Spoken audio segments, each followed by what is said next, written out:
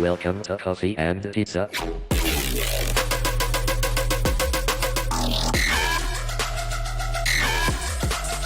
I hope you can enjoy. Welcome to another episode of Coffee and Pizza. And from today, we have very special guest. She is a cybersecurity researcher, also Microsoft MVP, and CEO of Secure. And today we have the pleasure to have Paula here. Nice to keep you here finally, because we are going. I was going behind you. You know, the first thing I know about you is your presentation at HBCon here in Madrid. What's incredible. You know, I was following you before in LinkedIn, and I say I need to know this person. And you are not only a cybersecurity professional, like one of the best. You are a very wonderful person. And thank you very much to stay here, and thank you very much to share with this time with us. Thank you so much, Albert. Could there be really a better invitation? Thank you so much for being so kind and for your hospitality in our show. Thank you very much. Okay, listen, if someone doesn't know you and you need to give some, like, we can say 2 or 3 highlights of your life before to start to know more about you, can you give me some? Yeah, so I think I could say that, well, I'm in cybersecurity space for the past 20 years, which sounds like a lot, but at the same time, I started with the penetration testing. So basically legally getting access to the various infrastructures. And I kind of stay like that, but I add on the top of that the incident response and forensic. And I also have my own company for the past 16 years, which has been a huge challenge while you have to combine the business perspective and also tech perspective. So I think in 2 sentences, maybe that's not enough, but I would say that my life, in short, it's challenging every day, but I'm happy to take this challenge. We can say you are wild, because after this presentation, this is something wild, right? But anyway, first, for someone doesn't know you, can you share one of the things I like to bring to the people is like the more human side of the people. And we know you are a super cool person, not only about that, only also for the presentation that I explained before. But if someone want to know a little bit about you, from where you come from, sorry. So I come from Poland, and this is my country where I was born, and basically on the everyday basis, that's maybe also where the question is there. I travel literally every single week for different tasks, to visit different customers, to do different projects, and so on. Sometimes deliver presentations. So originally, of course, I'm Polish, but sometimes I'm wondering where my home is, to be honest. But usually the answer is your home is where your close ones are. So there we go. Yeah, but in this point of view can be so difficult, right? Because when you are traveling a lot, maybe your house can be the plane, right? Because it's my house is guarded very well, so there we go. And not always I'm traveling alone. Sometimes it happens, sometimes not. Sometimes basically I have to actually be somewhere, like, when I fly, it sounds like a show off, but it's not. It's actually a fact. When I sometimes fly literally for like 1 hour presentation to Australia and back, it's so much hassle at the same time that you don't want to really, like, even maybe sometimes take someone with you, because the travel is or can be very tiring. And when there's job to be done and you want to focus, then sometimes you prefer to travel by yourself. And another question I have, this is more personal, because one of the things come to my mind, first of all, is like, we know now Poland, it's a different country. That we can say Poland is doing a very well stuff during, at least in economics, we can say. And if we can say Poland, like if you told me like I have 20 years of experience in this business, we can say you are almost 30 less years old. And then how was Poland like 30 years ago? Like how was there? Because you can take the decision. Because one of the things I believe is interesting, know the person to understand who you are now. Then how was there when you was younger? Yeah, it's a very good question, honestly. Like, what kind of potential factors shapes the person? Yeah, so that's kind of like where I'm guessing this is getting to. Well, I think that in the past, also from the cybersecurity perspective, there wasn't that, I don't want to say that much going on, because there were so many things that were happening. But at the same time, what I want to say through this, and it's not just Poland, is that cybersecurity wasn't really that much of a theme. And that's kind of like the beginning of my journey, where cybersecurity, or rather security, started to be part of my life. And when I was just like, kind of little girl dealing with IT and with computers and trying to find out what's going on over here and trying to understand different security mechanisms impacting the way how I'm able to access various resources in the operating system. So kind of like that. Then I decided to spend and invest more time into something that I really liked. And I'm actually quite stubborn, and I really like to know more, and I prize knowledge. So basically, more I'm able to learn about certain subject within the time and capability that I've got, and so on, the more satisfying for me it becomes. And that's kind of like the mindset that I've got till today. And it's especially, I would say, valuable in cybersecurity, because in cybersecurity, knowledge is definitely key. And that's something that that approach, that mindset, allows me to go through various projects, situations, and so on. So I think, kind of like, maybe coming back to the core of your question, at that time, cybersecurity wasn't that much of a theme. It was a theme, but not that much. And this was the moment where I was stepping out into the industry, deciding on the unknown, but at the same time stepping into my passion that gladly turned to something cool today. But one of the key things here, I believe, at least from my perspective, when I have a conversation with girls or like you know, most of the things is like, when I start from the beginning, for the men's, in my case, was so difficult because not many people is sharing with us the same passion. It's very difficult at that time find some people interested in cybersecurity. And when we started, at least from my beginnings, have a very, very close line, we can say a small line or a thin line between be a cybersecurity specialist and be delinquent, And I can imagine maybe in Poland at that time, how was for you? It was difficult to find some people to share this passion, or you was feel like some isolation at that time, or you was a typical girl always alone at home, or how was there? It's a good question. By the way, this is how I started Secure. So I was working in the consulting company where I was doing, or supposed to be doing, pen tests. And yeah, I mean, they happened, but it wasn't really the major job that I had. There were some other tasks that I had to spend the time on, and I didn't really want to do it, kind of. So I said, like, in short, I said, hey, listen, I want to do pen tests, and that's really the only thing that I want to do. Eventually, there was a funny situation that made me to create Secure, but eventually Secure was created based on the passion to cybersecurity, because, like I said, that literally this is really something that I want to do, at least for the good couple of years. And the point is that, and maybe you are heading out also to this, because like every country in some certain sense, especially in the new fields, when you take an AI and different innovations around it and so on, like usually you have like a couple of innovations per country. Yeah, when there's something new, it's per country. So eventually country becomes small.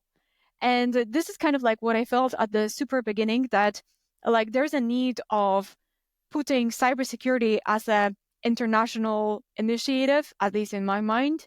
Like, it shouldn't have any borders, it shouldn't have any limits. It's connecting the systems that are all around the world.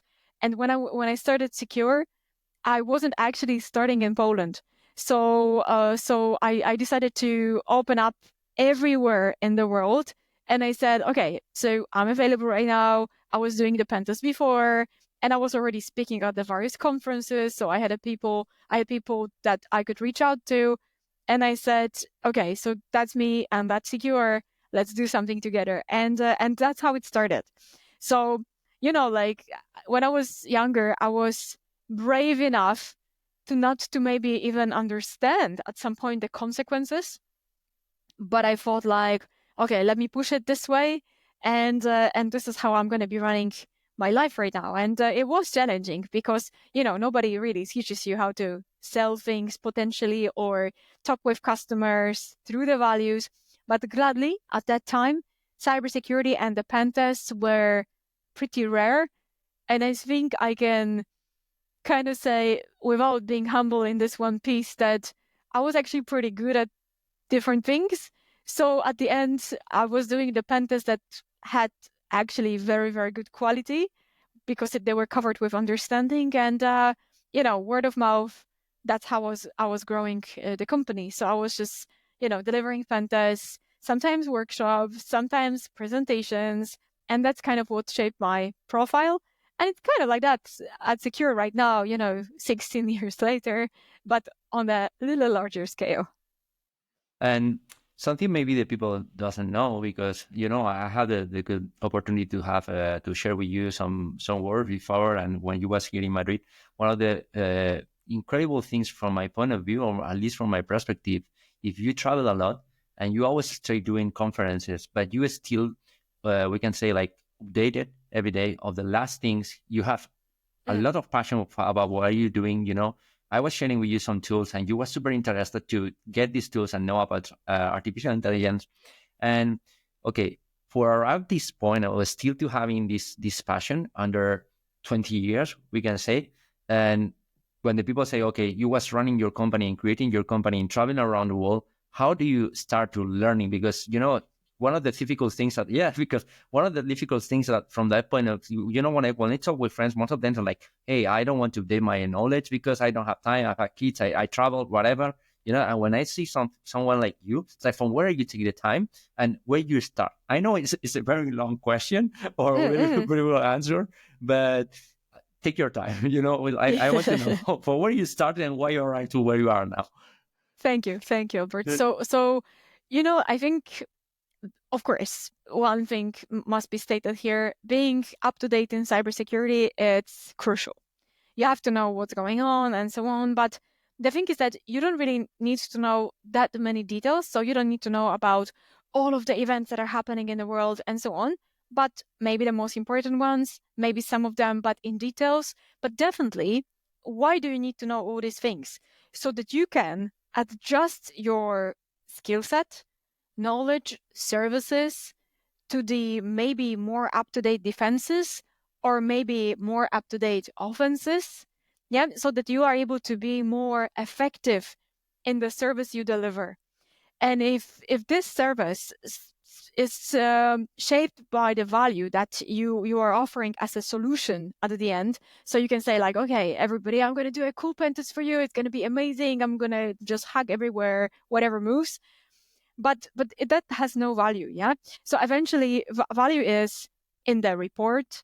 Value is in the next stage that comes after. It's like, okay, we found all these cool spots that we managed to exploit things, but then what do we do next? So this is where the value is. Of course, I mean, the pen test itself can be amazing quality, but what matters is what comes next, because this is why the companies are paying for it. And eventually, when you are analyzing certain incidents at the company A and B, and you can hear some stuff in the news and so on, then technology, of course, it's changing fast in comparison to other businesses, but it's not changing like every day.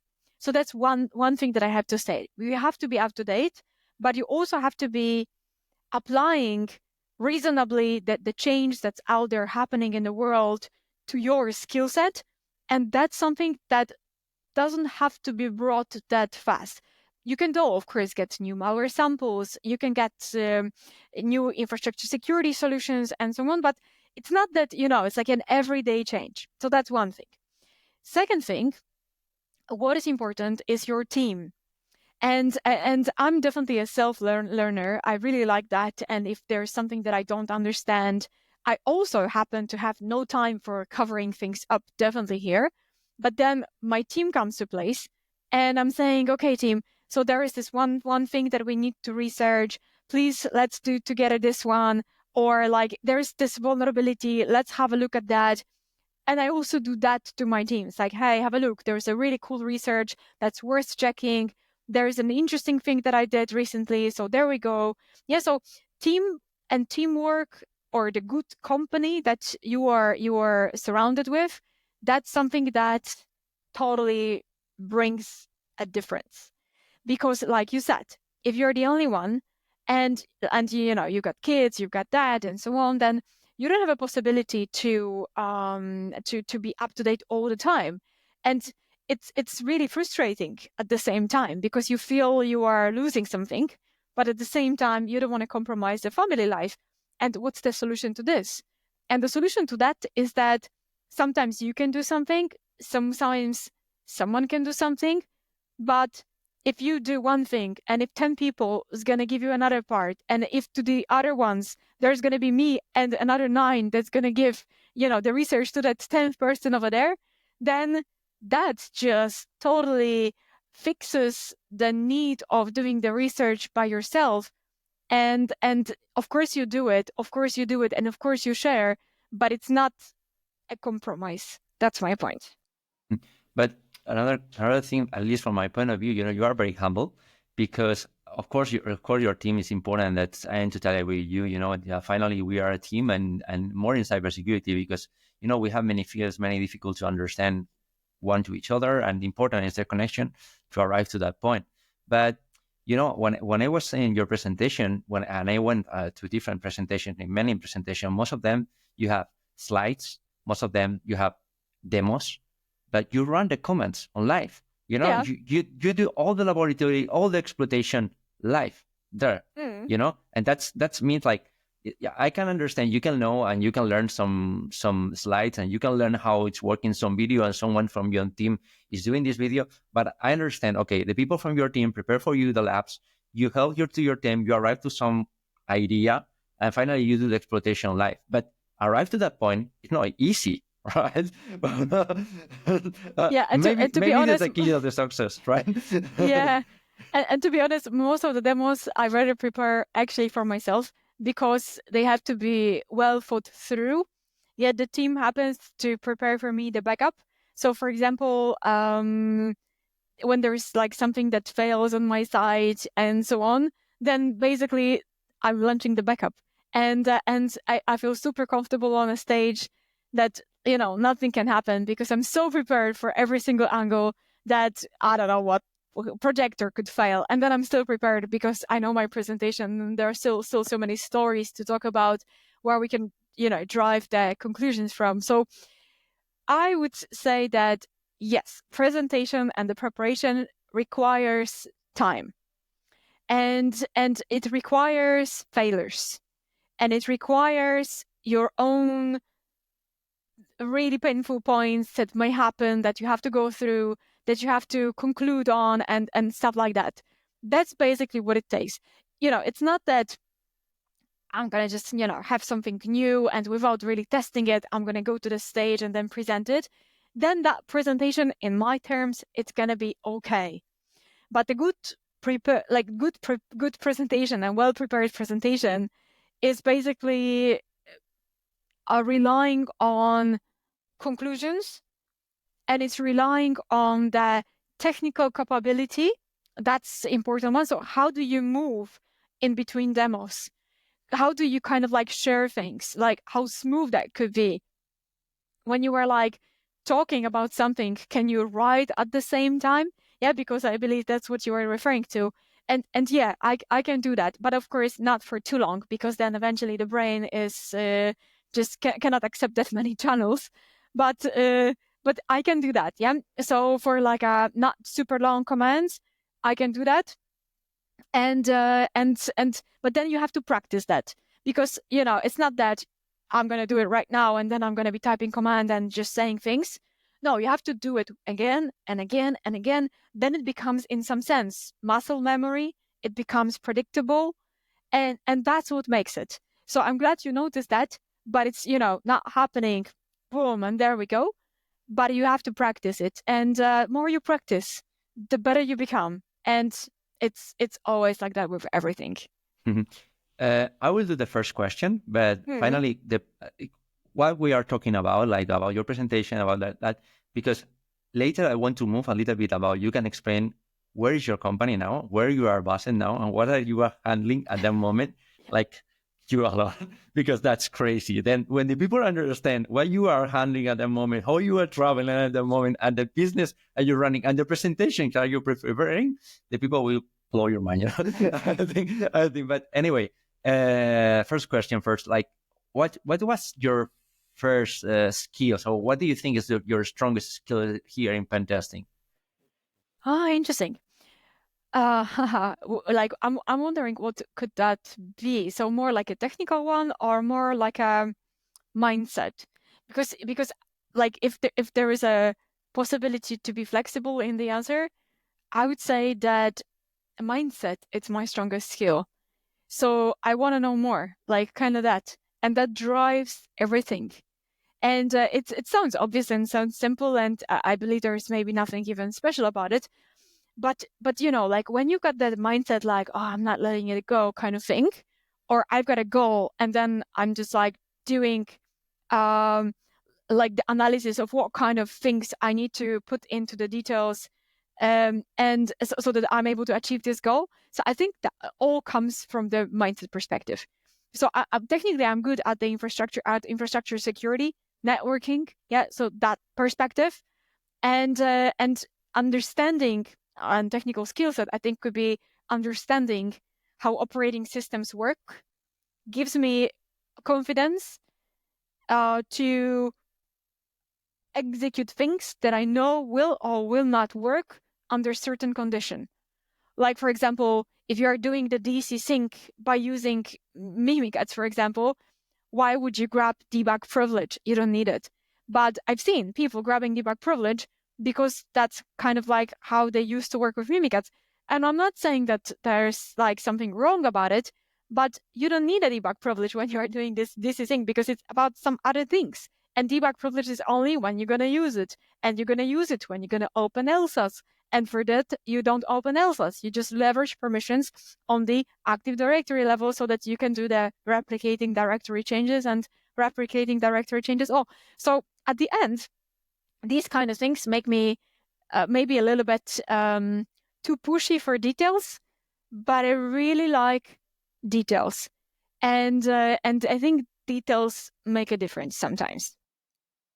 One of the things I believe most of the hackers I bring here to the podcast in Spanish and in English is that always is like the constant learning path. You know, we are like we love learn. We love to learn how this is working here like this and how and why I cannot do it from another way. And this is the point of thinking like out of the box, right? I believe that's one important key when you are a hacker, or because we can say hacker, most of the people only think on cybersecurity side or maybe on computing, but you can be all life hacking. And I believe that's what you did with your company. Then can you explain a little bit, how do you create your own company? How do you start to grow this, like from one single person alone to arrive at where you are now? Absolutely. So you know, first of all, I have to say one thing that I kind of said already, but let me say it like super straight and let's make a statement. I think that the key to success, if we can call it like that, it's the 80% of a mindset. And mindset can, you know, move mountains. And if you got an appropriate mindset, and then you are looking towards the goal, and it can be really painful sometimes. It can be difficult, and there's so many obstacles that can be on your way, and so on. Then the good approach, good attitude, mainly to yourself, and then to the rest of the people, and then to the case. That's basically the reason and the cause for the success. So that's the thing. So I'm working a lot, like we all do, basically, and I've got the company to manage, and I got the projects to be done, and like all these things that sometimes you have to combine the negotiations with the customers, going through the deals and things like that. Like I got one goal: I want to do a good job, and then I want to have a great team. And when I'm basically like cooperating with my team, which I prize to the sky, then that's kind of like that also pushes your mindset even more towards that more projects, more solutions, more interesting cases, and so on. Of course, sometimes you can always you can make a mistake, but in general, the good team, and not only the team that's just gonna do their job and then it's like, okay, pay me and goodbye, but the team that sees things in a kind of the same way as you do. So they understand why we are doing this, they understand the quality, they understand the principles of work, they're cool people in private life, and they're honest, and I'm prizing honesty. And within our team, you cannot say, like, it's actually mistake if you say like, oh, I can do it, but then you cannot do it. That's just so wrong. Like, we build a culture that you actually have to say, like, I don't know, how do we do that? So that team has the opportunity and you've got an opportunity to learn. Yeah. So that's kind of like the mindset that I'm a big fan of like a kind of not shared responsibility, but shared responsibility for the projects, for the quality, like this. Yeah, so there are some values that I really like when someone else is sharing with me.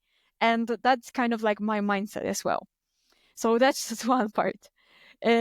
Second part, like, when I was establishing Secure, as I mentioned, like, I didn't really know what I'm stepping into.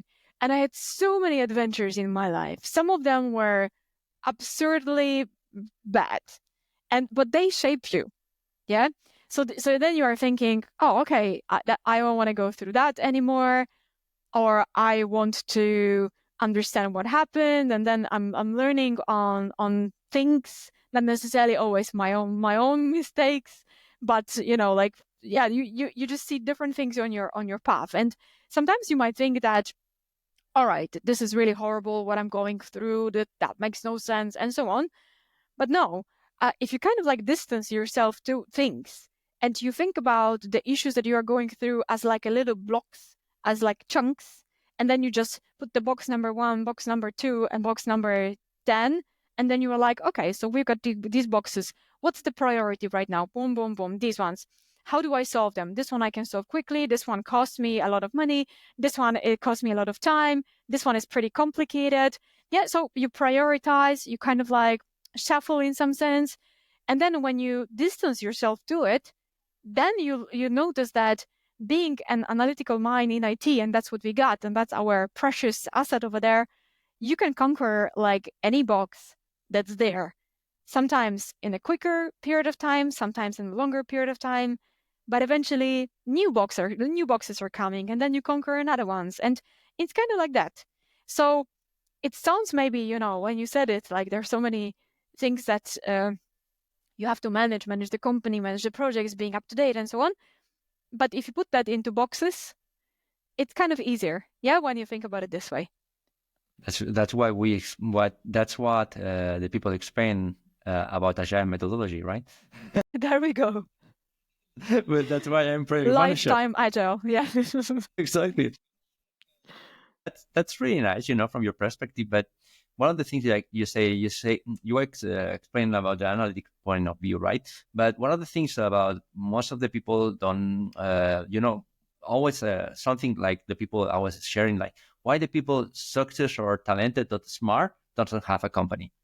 Because if you do a value, or you do the difference between the success and the possibility to success, you say high risk, create your company. That's why most of the people talented don't want to create a company, because it's doing the risk analysis is that this can be dangerous.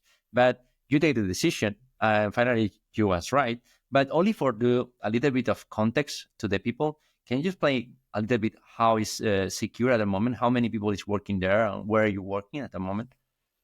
Yeah, sure. So, and I can tell you, by the way, how I established it, because that makes also another story, but directly answering your question first. So my team is 60 people right now, and we are placed in 4 locations in the world, and we work internationally in for all of the customers out there in the whole world. We travel, we do things remotely, and so on. So that's basically the case. Now, the thing that actually comes to my mind, it's maybe a bit too philosophical, so I apologize for that. but what makes the talent or what makes the success? Yeah, because we can be super focused and amazing on what we are doing, but at the end, for example, we don't make it convertible into our well-being. Let's put it this way, because it's of course not about money or something. I'm not talking about that. I'm talking about converting our passion into the being. Maybe not even well-being, but just the being. Yeah. So that's the capability that we all need because we have to eat. So at the end, there needs to be some feature of ourselves that's going to be supporting our decisions towards that. And if that's not the feature, then let's pair up with someone that can actually do that for us. Yeah, maybe on the same page, but maybe a little bit more able to speak with customers. Yeah, putting that into straightforward example. And within our team, we have amazing talents that they just don't even want to speak with the customers. They prefer to be not doing that, focus on work. We share the well-being because there is someone else that can actually support it. So that's why I'm saying team, because sometimes it might be, that, for example, Python and the other person can do the network security. Okay, good. So then we can combine and do some cool stuff. But there is even more on the top of that. Yeah. So how do we convert that into something useful? And at the end, we don't want to just do things for doing things. We want to create a value. That's one part. But at the same time, we want to create a solution that's going to solve some problem.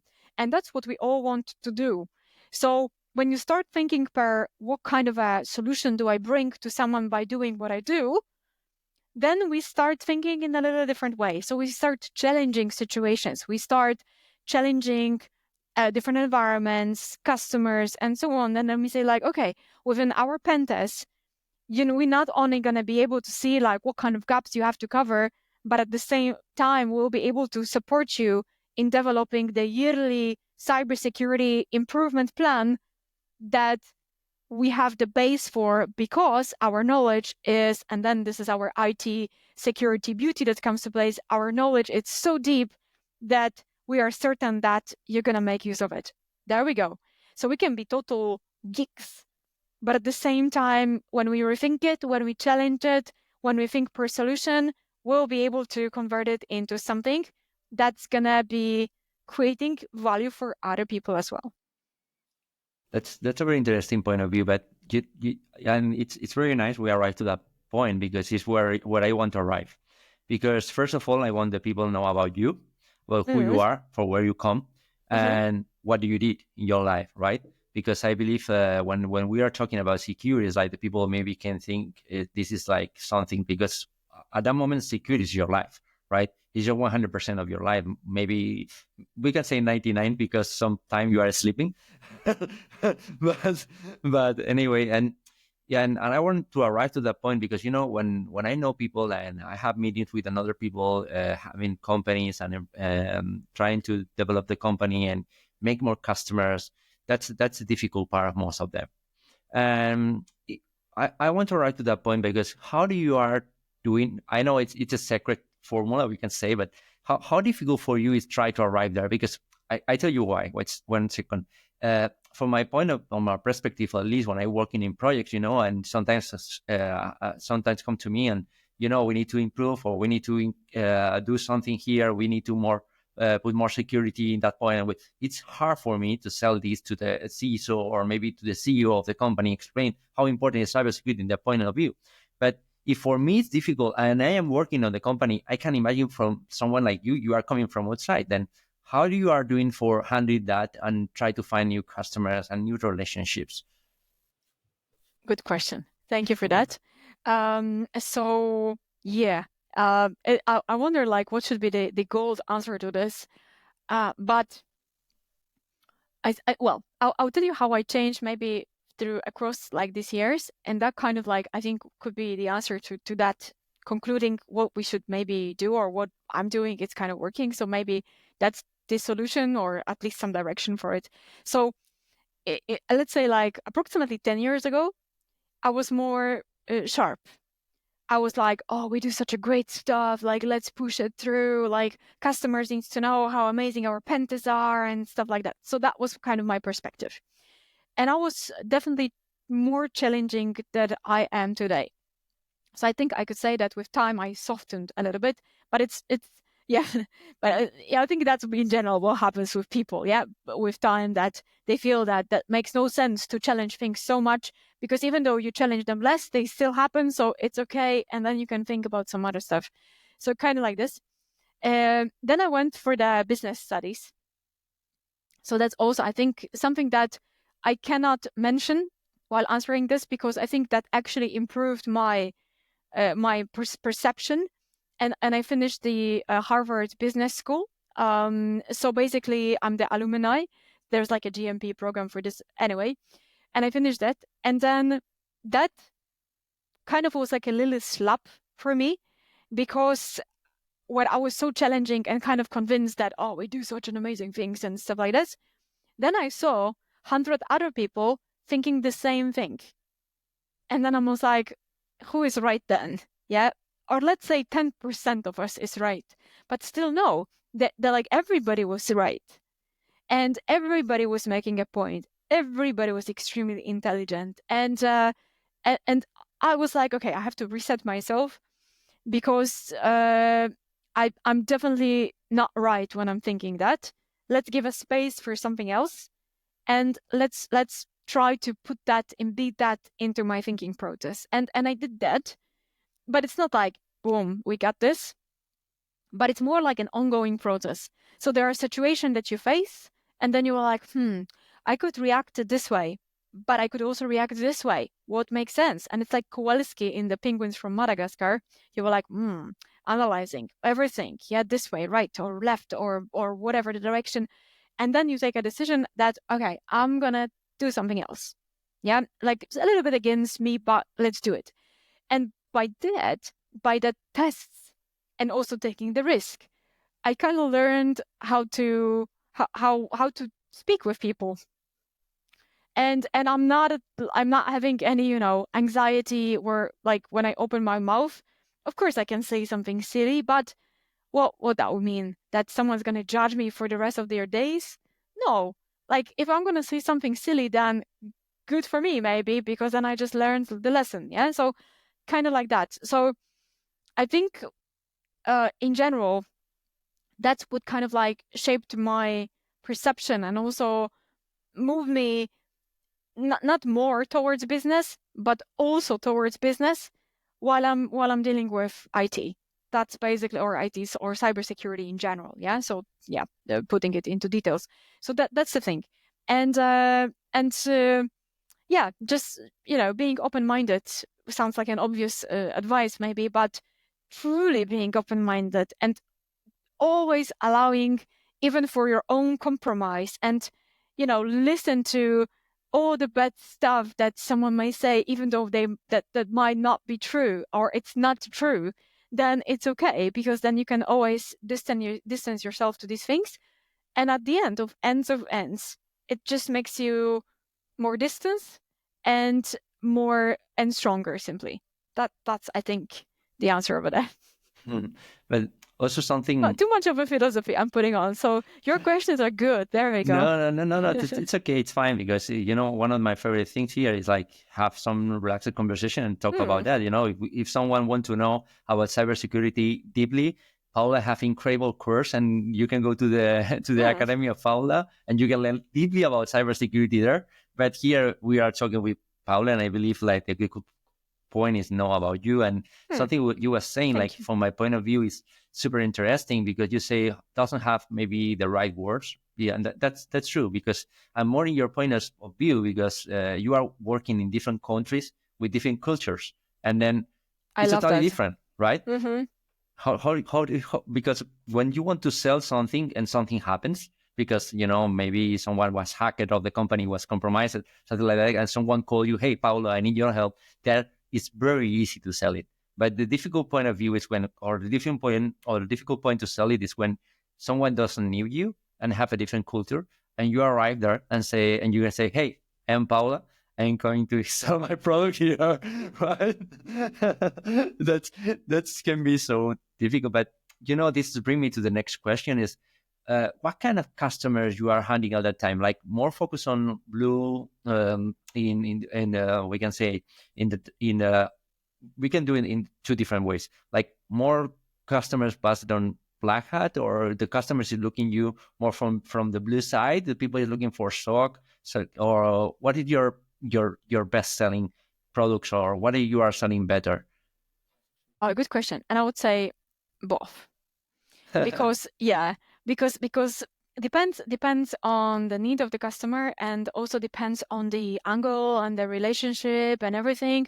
So one thing for sure, like people will not guess what you got and what's your skill set till you tell them.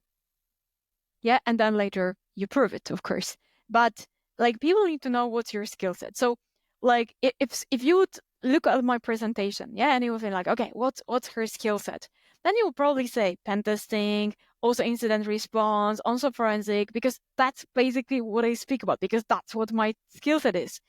So that's also the perception. But at the same time, prizing the blue team knowledge and the depth and the understanding deeply of like when you do the pen test, what actually happens and why that actually happens, I do also present that side, that I know how to secure things so that eventually what I'm doing on the red teaming part won't work. It's a kind of like that direction. So, I would say both.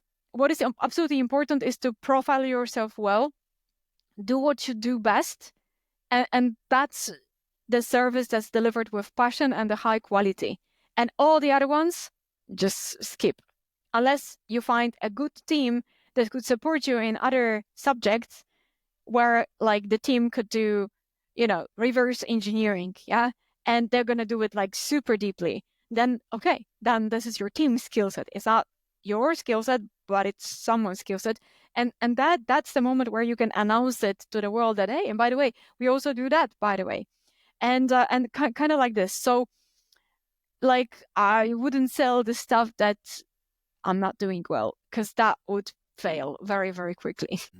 But why I make you also this question, because I believe it's interesting from the perspective you are working in different countries.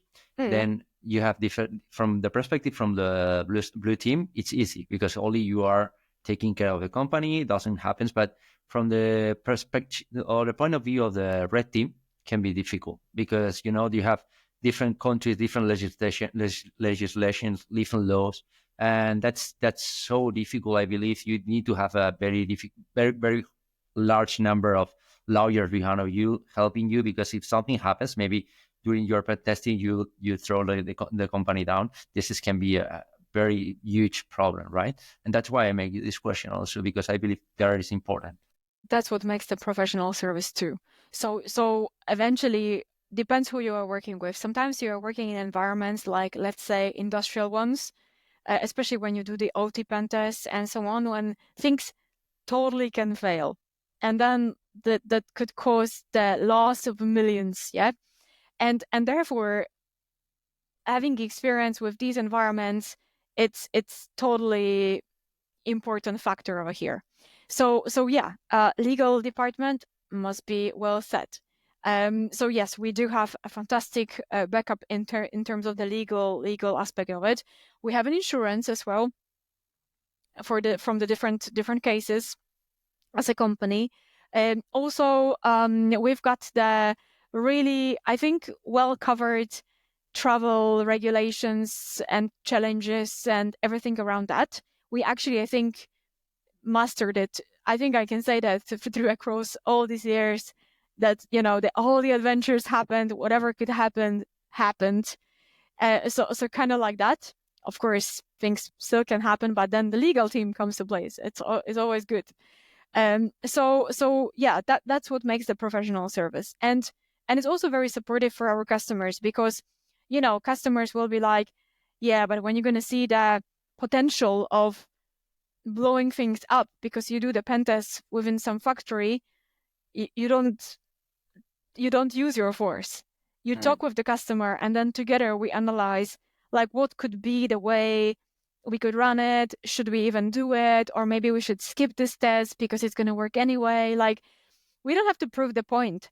I think that more important than proving the point, it's the being honest and having a good relationship with the customer and anybody that you did deliver the service to, so that at the end you have some understanding, mutual understanding about the conditions of the job. So it's not that, we do some stuff and then we prove that we are great. No, definitely far from that. Yeah, so then that maturity, I think, comes to place. And on the other side, let's don't forget there is a human being that when you use some good arguments and the smart conversation, then of course they will understand it. And I think that's the direction here. Mm-hmm. And another point of view, at least from my side, I believe is interesting for some people. From your perspective, international perspective, I believe like different countries, different vectors, different delinquents, and that's true. You are feeling like different countries is having different kinds of attacks or different approach to the crime, to the customers. Yeah. It happens sometimes. So it depends on the region, depends on the customer type as well. Depends on what's their goal that they want to have. Sometimes you've got very specific systems, like in the rail systems. So when you were testing that, it's of course having a lot of custom devices, and that requires also the research, being in touch with customer, and so on. And there needs to be as well the certain part of the infrastructure. Sometimes you are testing it on a backup. Sometimes you are allowed or required even to test things on the solutions that are at work with the certain risk that people need to accept. Of course, they do set it up, not you, not us, and with the full reasonability over there, like what is as an umbrella above everything that we are doing, it's the communication and things that are well communicated and fairly communicated and openly communicated. That's really what makes the cooperation fruitful. It doesn't matter what kind of result we're going to get to. So that's, I think, that what matters over there. Good communication, it's totally the key. Mm-hmm. Also, I make you this question because, we are seeing like how the cybercrime is increasing in the last years. We was talking about your beginnings, like from the past. We was talking about the present. We can take a look to the future. One of the things we was talking is about how the crime is improving or using, because some people is saying we have artificial intelligence, and artificial intelligence will be the last day for the pen testers because artificial intelligence will keep your job and you are.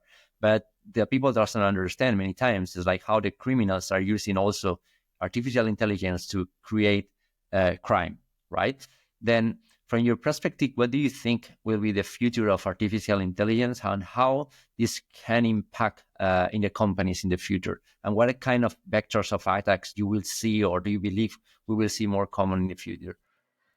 Yeah, so there's a couple of things that I think today even stand out. One part, it's going to be to do the voice fakes and to do them so well and in such an inexpensive way that they're going to be believable. So that's one part. And eventually combining that with different spoofing activities that you can do on a phone calls and so on, then you are able to call someone, be seen as that person, and eventually be the voice of that person. So everything just fits in perfectly. So that's the way. So more common, we're going to be seeing well-prepared attacks that was going to involve the AI-generated voice of someone that you trust. So that's the close future, I think, and it is already a bit happening over there.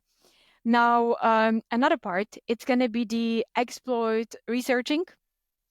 So when you are an exploit researcher, putting it into the legal aspect, yeah, then basically you search for exploits to earn money, and then that's your job.